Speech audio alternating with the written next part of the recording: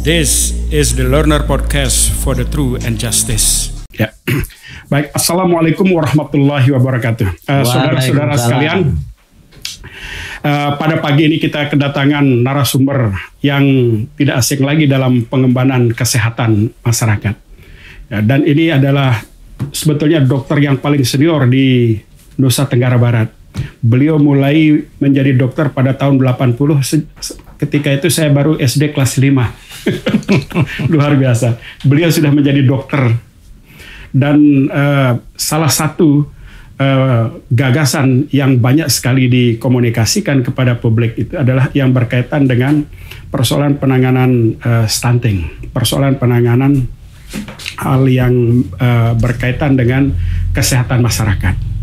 Nah, sebagaimana kita ketahui bahwa kesehatan masyarakat ini sebetulnya memiliki multidimensi nih, Pak. Ya, beliau ini adalah doktor lulusan Yale University di salah satu universitas terkemuka di bidang kesehatan. Ya, Pak Dr. Triyono Sundoro ini selain punya pengalaman yang panjang di bidang kesehatan kedokteran, juga pernah mengendalami bayi tabung ya, dan sekarang ini mengembangkan institusi yang bernama Komite Etik Pelayanan ya, dan penelitian di bidang kesehatan. Nah, sangat relevan bagi kita ya untuk membicarakan isu yang berkaitan dengan kesehatan publik ini, karena kalau kita lihat di dalam konteks kenegaraan, ya, persoalan kesehatan ini salah satu elemen yang fundamental yang diatur di dalam konstitusi, yaitu Undang-Undang Dasar 1945 pada pasal 28 huruf H. Nah, pasal 28 huruf H ini dalam teori hukum dia meletakkan kewajiban positif kepada negara, dalam hal ini kepada pemerintah, untuk melakukan tindakan apapun guna memelihara kekonsistensian pelaksanaan mandat konstitusi, yaitu kesehatan. Artinya negara harus menjamin kesehatan masyarakat itu sampai pada tingkat yang paling bawah. Nah, yang kita lihat sasaran yang paling krusial ya, yang belum bisa selama ini dituntaskan oleh masyarakat, oleh pemerintah, adalah pengentasan persoalan-persoalan stunting yang menjadi hak-hak fundamental rakyat seluruh Indonesia. Nah, saya sangat bersyukur sekali karena pada pagi ini kita bertemu dengan Pak Dr. Triyono Sundoro yang menawarkan suatu pendekatan baru, jalan baru untuk memberantas stunting itu. Karena kita ketahui selama ini pendekatan-pendekatan yang dilakukan oleh pemerintah itu terlihat sangat linear dan menggunakan pendekatan-pendekatan yang material. Nah, dalam tema kita kali ini, adapun tawaran pemecahan masalah itu akan diperkenalkan, nanti beliau akan mengelaborasi lebih detail isu-isu yang akan kita bahas, yaitu tentang pendekatan non material di dalam pengentasan stunting ini. Nah, baiklah, saya kira untuk mengoptimalkan waktu, saya ingin memberi waktu kepada Pak Tri sambil kita melakukan dialog nanti di dalam proses introduction yang terkait dengan arti penting atau peran penting dalam konteks kesehatan ini, apa yang harus dilakukan oleh pemerintah, oleh masyarakat, kita semua untuk membantu proses transformasi kesehatan ini dapat berjalan sebaik-baiknya, sehingga dapat memberikan kontribusi bagi, pertama, aspek kesehatan nasional kita meningkat, dan kedua, menyangkut perlindungan terhadap elemen-elemen kemanusiaan. Nah, baik, saya kira untuk itu kita akan mendengar bagaimana menurut pandangan Pak Dr. Triyono yang juga sudah berkecimpung lama di bidang kesehatan, apalagi setahu saya itu pernah terakhir menjabat sebagai Kepala Badan Pendidikan dan Latihan. Badan Pendidikan dan Penelitian ya. Bappenas juga. Bappenas ya. Oh ya, itu yang saya lupa. 10 tahun. Selama 10 tahun di Bappenas. Ini saya yakin dengan pengalaman panjang ada wisdom yang akan diintrodusir dan didistribusikan kepada kita semua. How to manage our collective potentials towards the better transformation in health for our better collective life. Silakan, Pak. Apa yang harus kita lakukan ketika kita bicara tentang transformasi? Terima kasih Pak Hab ya. Oh, saya paling berbahagia pada pagi hari ketemu lagi di Mataram. Ya. Saya di sini tahun 80 sampai 85, tapi bukan paling senior. Saya dokter ke-40 mungkin saat itu, ya. Sebagai wajib kerja sarjana. Tahun 80 itu saya ditugaskan di Rumah Sakit Mataram. Tapi ketika saya bermain-main ke wilayah saat itu, lampu 1 kali seminggu hidup listrik. 1 kali seminggu ya. Dulu operasi membantu dokter ahli itu pakai lilin. Donor darah nggak ada, jadi nyumbangkan darah sendiri itu biasa, kehidupan seperti itu. Tapi yang paling menyiksa, melihat dulu itu saya dengan almarhum Pak Husni Muaz, sahabat kita yang meninggal dan kita tahun yang lalu, begitu banyak anak-anak dengan busung lapar. Tahun 80 tuh. Ya. Kalau ke pelosok-pelosok Sambelia dan lain-lain itu. Belum ada Mandalika ini. Ya. Tahun 80-85 itu. Kudis, skabies, penyakit-penyakit anak. Nasi dimakan dulu sama ibunya, diberikan kepada anaknya. Oh, Bayi, oh iya dipapak apa itu. Waduh, kehidupan saat itu. Kalau sudah kering itu orang datang ke sini. Mohon maaf lagi pengemis. 80-85 itu. Kematian ibu melahirkan tinggi sekali. Kejadian tahun 80 itu, tahun 72 sampai 78. Ketika saya jadi mahasiswa kedokteran, 50 tahun yang lalu.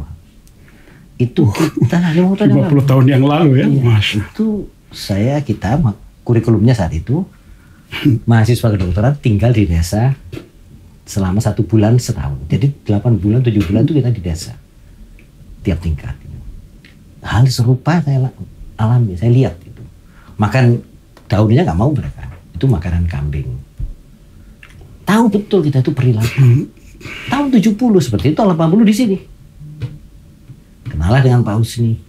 Kita selalu membahas gimana ya caranya kita melakukan perubahan itu. Oh, dia kemiskinan, susah itu, budayanya yang begini-begini. Terus kita itu berseloroh. Kalau susah bukannya kerjaan kita itu. Gitu. Yeah. Oh iya, sudah ada tenaga puskesmas, sudah ada ini, dan masih terbatas, dokter dan lain-lain itu. Jadi tahun 90 setelah saya lulus dokter, untuk jadi dokter itu kan harus melewati 2 master. Saya bersyukur alhamdulillah selama sekolah sampai sekarang itu tidak pernah keluar biaya. Ayah saya meninggal sama si SMA itu dapat beasiswa dari dan itu juga ayah almarhum dekan Fakultas Kedokteran UNER ya. Beliau berpesan ke saya sebelum meninggal, tabrakan dengan becak itu. Suatu saat ambil doktor di Yale. Mana saya tahu Yale itu di mana. Dari sini, dari Mataram ini penuh hikmah buat saya. Kalau saya tidak ke Lombok, mungkin tidak akan menjadi seperti sekarang ini. Iya. Sangat berkesan di sini. Ketemu sahabat-sahabat termasuk Hak ini juga gitu ya. Nah, tahun 98, 90 ya di Bappenas dengan Pak Husni itu kita memprioritaskan kegiatan-kegiatan bagaimana membantu mereka yang terpuruk kesehatan dan kemiskinan lewat P2BK dengan UNRAM. Tahun 99 krisis negara itu tidak punya uang. Jadi prioritas utama itu adalah bagaimana membantu mereka yang terpuruk dan kita berikan intervensi. Waktu itu saya masuk Bappenas tahun 90, tugas saya mencetak 1 bidan 1 desa untuk menurunkan angka kematian ibu bayi. Sekarang ratusan ribu bidan di desa. Pertanyaannya, apakah benar mereka turun bekerja sesuai dengan yang diharapkan? Tapi tahun 99 itu kita melakukan terobosan. Dan alhamdulillah menteri saya waktu itu Pak Budiono, mantan Wapres. Beliau Menko Kesra beliau ya? Enggak, Wapres beliau. Oh, Wapres. Ya. Dulu kepala Bappenas, Menteri Keuangan dan lain-lain, Gubernur BI dan lain-lainnya. Beliau setuju. Terobosannya apa? Uang itu langsung masukkan ke rekening bidan desa. Cari orang-orang yang memerlukan perawatan dan kemiskinan dan melahirkan ditolong oleh Anda. Seluruh Indonesia. Dari situ Itu lebih dari 10.900 desa itu. seluruh Indonesia. Tapi sebelumnya saya terlibat di IDT, Impres Desa Tertinggal tahun 93 dengan Pak Mubiarto almarhum sebagai Pak Ginanjar sebagai menteri dulu. Terus tahun 99 saya diundang ke Jepang. Indonesia ini diminta menyajikan krismon ekonomi moneter. Saya berbicara mewakili Indonesia menampilkan tentang strategic action to minimize the health impact pada krisis. Yang mengejutkan, yang jadi moderator itu Amartya Sen, pemegang Nobel Di bidang ekonomi. Ya. tahun 98. Beliau moderator saya penyajinya, bukannya terbalik itu. Tapi saya nggak tahu kalau beliau itu Teman di Tokyo. Nobel. Iya. Nggak tahu karena di Tokyo 2000 pesertanya. Kemudian di sisi kanan saya itu adalah Richard Jolie, direktur UNICEF. Saya cerita semua tentang Indonesia menangani ini. Selesainya saya diajak makan malam. Beliau tanya saya, "Do you know, explain to me, jelaskan ke saya, what do you mean by poverty line?" Luar kepala saya dulu dengan Pak Haryono menjelaskan garis kemiskinan begini. Apa itu kalau dalam pandangannya Pak Tri tentang poverty line ini penting sekali untuk saat itu saya kan masih berpikiran kognitif, berpikiran linear. Pakai parameter yang para ekonom memakai. Ya. Dari Pak Haryono waktu itu kan pakai prasejahtera, sejahtera waktu itu. Ya ini kriterianya. Ya. Dari untuk kesehatan juga berdasarkan kalori yang asupan kalori ya oke lah, that's fine gitu ya. Tapi pertanyaan sederhana. Bagaimana kamu membandingkan orang miskin di Amerika, di India, di Indonesia, semua pakai poverty line nggak? Bu iya. Nah, sekarang di sana itu $2.000 katanya itu termasuk orang miskin. Kalau di sini gimana? Mulai saya terpicu.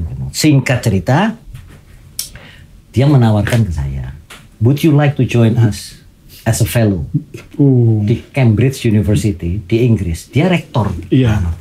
Malamnya saya baru tahu ini pemegang Nobel. Waduh, pemegang Nobel. Terus saya bilang saya sudah diterima di John Hopkins Fellowship tahun 2000, dibiayai oleh Bill and Melinda Gates. Berhenti saya dari Bappenas ke sana. Berubah lagi pikiran itu. Sudah dari Pak Amartya Sen, kemudian dari Pak Mosley, Henry Mosley. Bagaimana menangani persoalan-persoalan di akar rumput grassroots, kemiskinan dan kesehatan. Itu sejarahnya itu. Di kepala saya itu transformasi perubahan berpikir itu dipicu oleh beberapa pemikiran yang sama sekali tidak pernah saya bayangkan. Sekarang lihat stunting di Indonesia. Luar biasa ini. Alhamdulillah negara, presiden mencanangkan turunkan stunting dari sekian ke sekian. Betul ya? Saya ikut merancang ekspresi komitmen ya. Ya, komitmen. Saya ikut merancang push MDG sekarang jadi SDG. Singkat cerita dengan Pak Kuntoro, salah satu wakil kesehatan membantu Pak SBY presiden. Dia salah satu ketuanya. Istilah tidak seorang pun meninggal dunia atau tertinggal, no one left behind, itu muncul di sini di Jakarta itu. Alhamdulillah sudah jadi no one left behind. Kalau no one left behind, and then we are talking, dan kita berbicara tentang turunkan dari sekian ke sekian.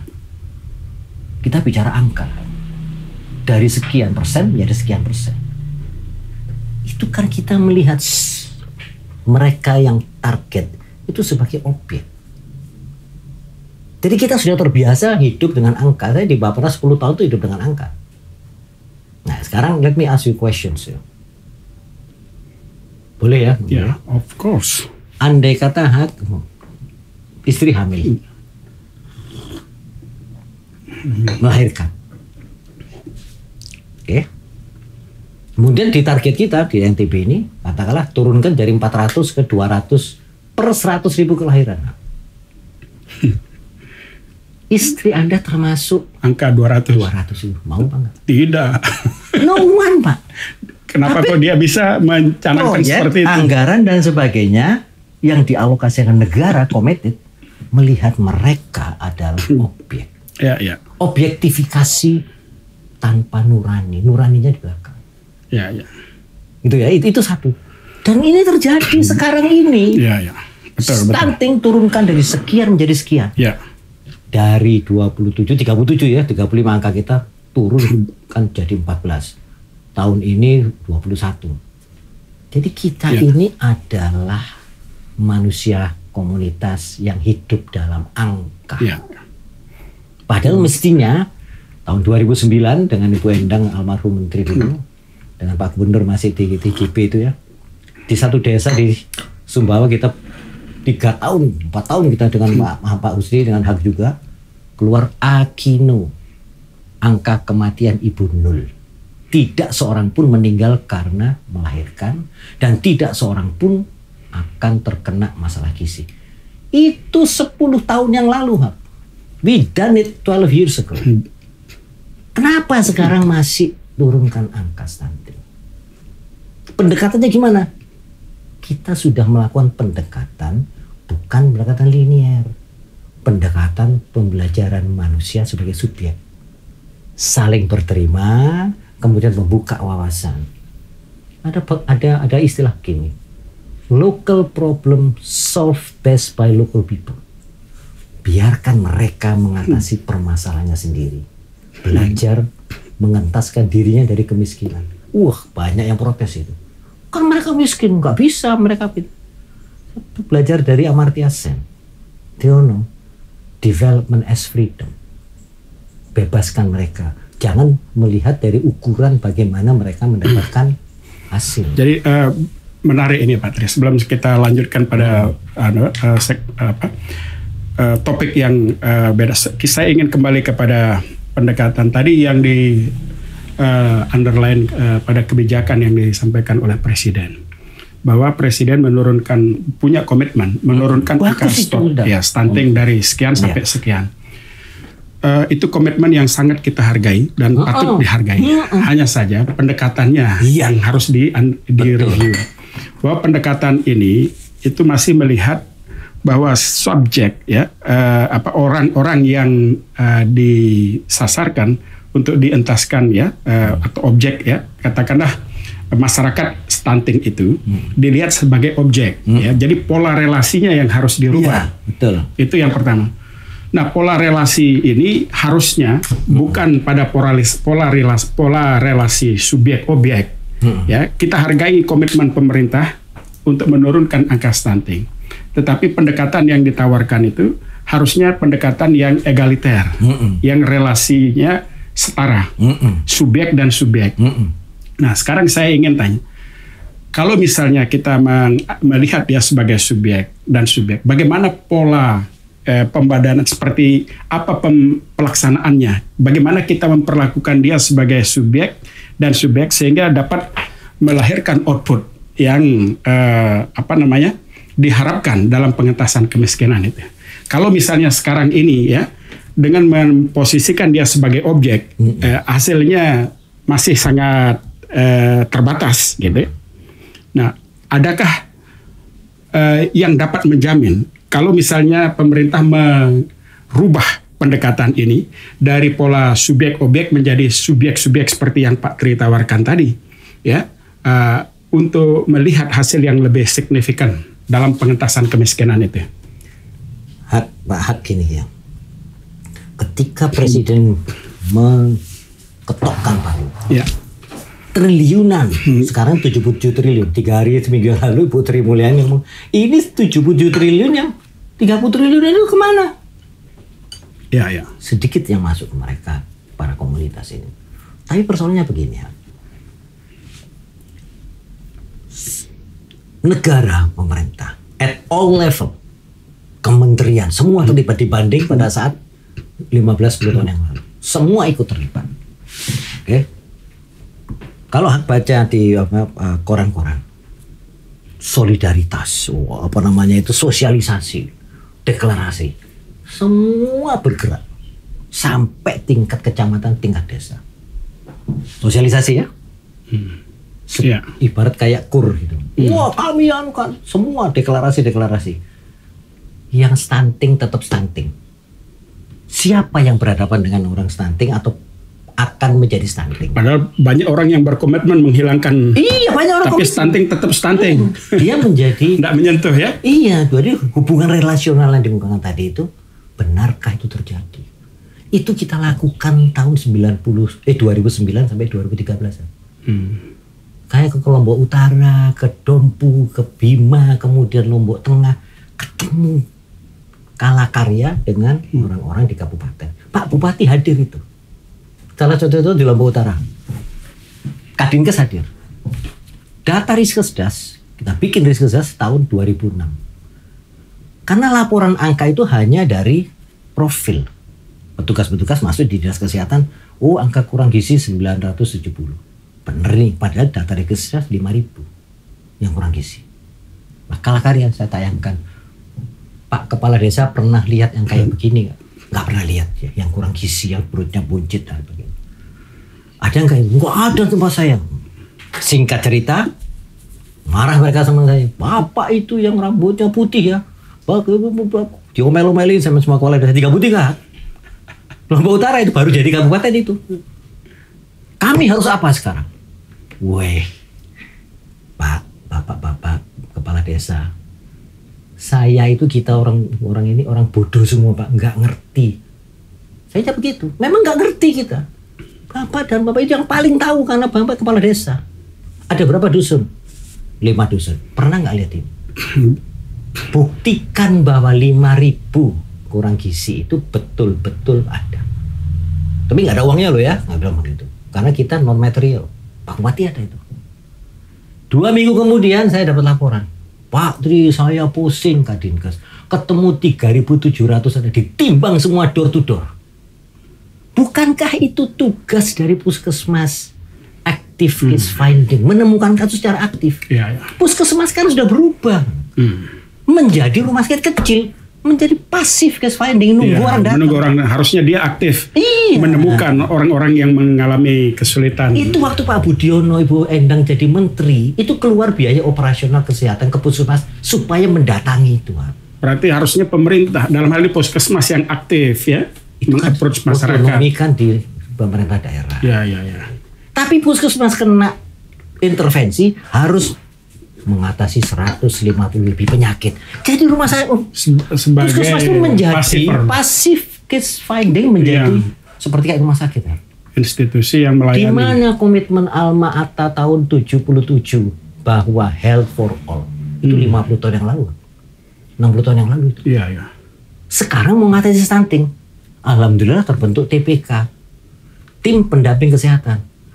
Apakah TPK ini mempunyai hubungan relasional dengan komunitas ini? Ya. Yang kita terima itu adalah laporan.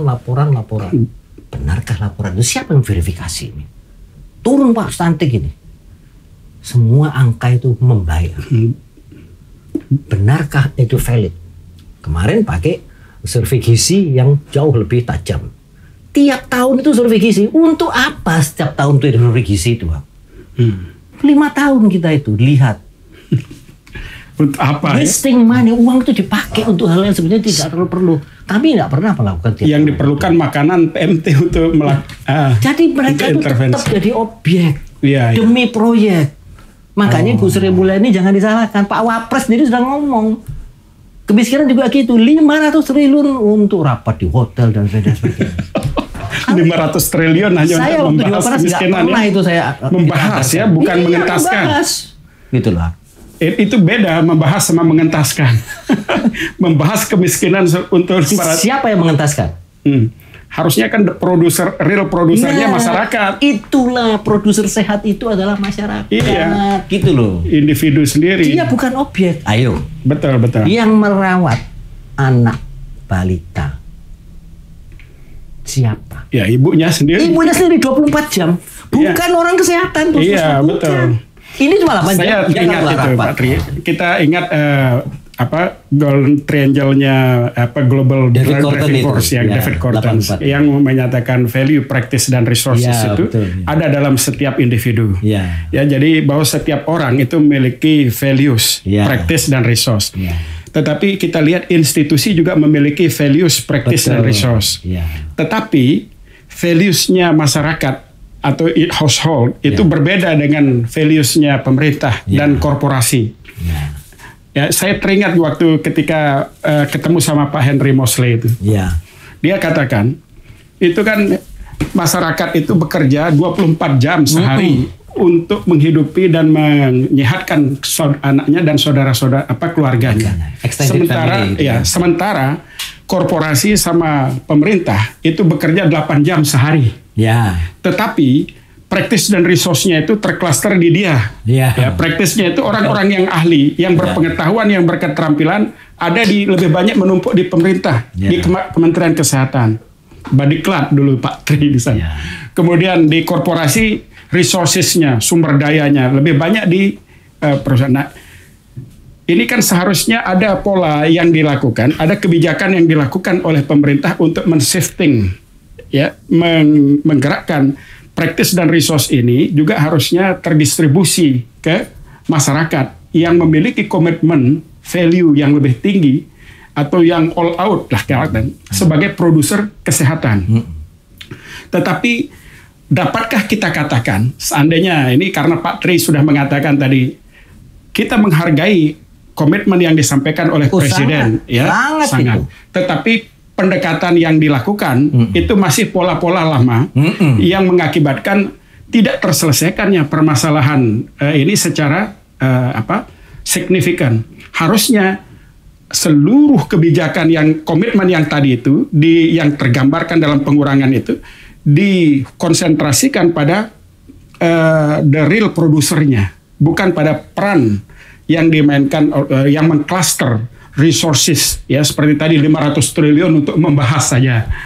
Bahkan ada yang dipakai pengentasan kemiskinan untuk membuat pagar puskesmas. Ini menarik ini. Itu Bu Sri Mulyani yang ngomongnya baru-baru ini. Masa pagar puskesmas itu program pengentasan kemiskinan, pengentasan stunting gitu. Nah, ini saya kira isu-isu yang paling relevan dan saya kira topik yang pertama yang baru kita bahas ini memberikan message kepada pemerintah untuk merubah pendekatan. Jadi pola relasi yang digunakan oleh pemerintah di dalam mengentaskan stunting ini tidak lagi menggunakan pola-pola lama, business as usual gitu tetapi harus dengan pendekatan baru, dengan pola subject to subject. Sehingga baru dia relevan komitmen dari pemerintah yang mengentaskan kemiskinan dari angka sekian sampai angka sekian ini harus diikuti dengan metode yang koheren juga, yaitu metode subject to subject relationship, bukan subject to object relationship, because we learn from our previous experiences. Kita sudah bekerja keras katanya, kalau tidak salah itu ada juga disampaikan oleh Ben Lozat we work so hard for so little. For nothing. For nothing. Ini isu-isu yang sangat relevan untuk kita diskusikan. This is the Learner Podcast for the Truth and Justice.